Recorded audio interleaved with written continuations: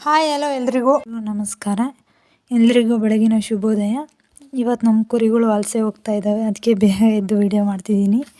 ಚಳಿ ಅಂತೂ ತುಂಬ ಇದೆ, ಕವಳಂತೂ ಕೇಳಂಗೆ ಇಲ್ಲ, ಎಲ್ಲ ಕಡೆ ಆವರಿಸಿದೆ. ಎಲ್ಲ ಪ್ಯಾಕ್ ಮಾಡಿರೋದನ್ನ ಹೊಲ್ದ ಹತ್ರ ತೊಗೊಂಡೋಗ್ತಿದ್ದೀವಿ. ಅಂದರೆ ಇವಾಗ ಅಲ್ಲಿ ಹೊಲ್ದ ಹತ್ರ ಕುರಿನ ಟೆಂಪೋಗೆ ಹಾಕ್ತಾರೆ, ಅದ್ರ ಜೊತೆಗೆ ಲಗೇಜ್ ಎಲ್ಲ ತೊಗೊಂಡೋಗ್ಬೇಕಲ್ವ, ಅದನ್ನು ಪ್ಯಾಕ್ ಮಾಡಿದ್ದೀವಿ. ಅದನ್ನು ಇವಾಗ ಹೊಲ್ದ ಹತ್ರ ತೊಗೊಂಡೋಗ್ಬೇಕು. ಇವತ್ತು ವಿಡಿಯೋ ಮಾಡ್ತಿರೋ ಉದ್ದೇಶ ಏನಂದರೆ, ನೀವೆಲ್ಲ ಇತ್ತೀಚೆಗೆ ನೋಡ್ತಿದ್ದೀರಾ ಬಿಗ್ ಬಾಸಲ್ಲಿ ಒಂದು ಫ್ಯಾಮಿಲಿ ವೀಕ್ ಅಂತ ಮಾಡ್ತಿದ್ದಾರೆ. ಅಂದರೆ ಅವ್ರ ಮನೆಯವ್ರನ್ನೆಲ್ಲ ಬಿಗ್ ಬಾಸ್ ಮನೆಗೆ ಕರೆಸಿ ಪಾಸು ಪ್ಲೇ ಅಂತ ಒಂದು ಗೇಮ್ ಆಡಿಸ್ತಿದ್ದಾರೆ. ಅಂದರೆ ಏನಪ್ಪ ಅಂದರೆ, ಅದು ಅವ್ರ ಮನೆಯವ್ರು ಬಂದಾಗೆಲ್ಲ ಕಂಟೆಸ್ಟೆಂಟ್ಗಳೆಲ್ಲ ಪಾಸ್ ಆದಾಗ ಮನೆಯವ್ರಿಗೆ ಒಳಗಡೆ ಹೋಗೋಕ್ಕೆ ಹೇಳ್ತಾರೆ. ಆವಾಗ ಅವರು ತುಂಬ ಎಮೋಷ್ನಲ್ಲು ದುಃಖ ಪಡ್ತಿರ್ತಾರೆ ನೋಡಿ. ಯಾಕೆಂದರೆ 3 ತಿಂಗಳು ಕಾಲ ಬಿಟ್ಟಿರ್ತಾರೆ, ಇನ್ನು 3 ತಿಂಗಳೂ ಆಗಿರಲ್ಲ, ಹತ್ತತ್ರ ಆಗಿರುತ್ತೆ ಅಷ್ಟು.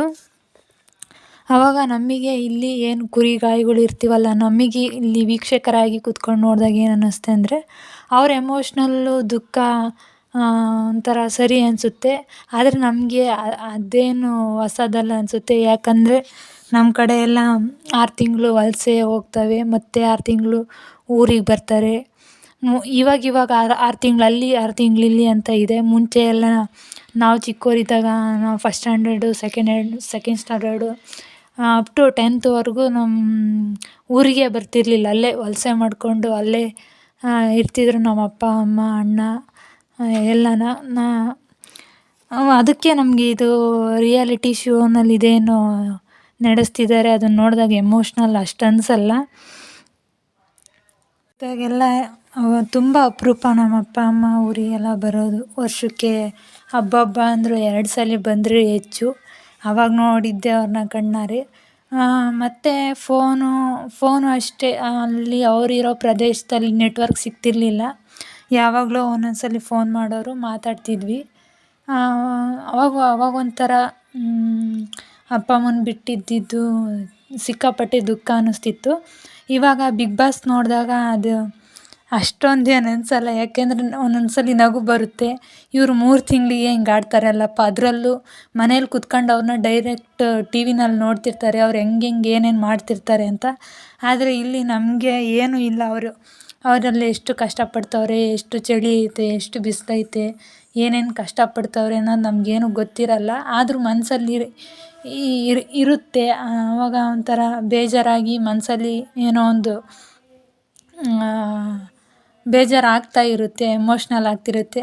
ಇವಾಗ ನಾವು ವೀಕ್ಷಕರಾಗಿ ಕುತ್ಕೊಂಡು ನೋಡಿದಾಗ ಅದು ನಗು ಬರುತ್ತೆ.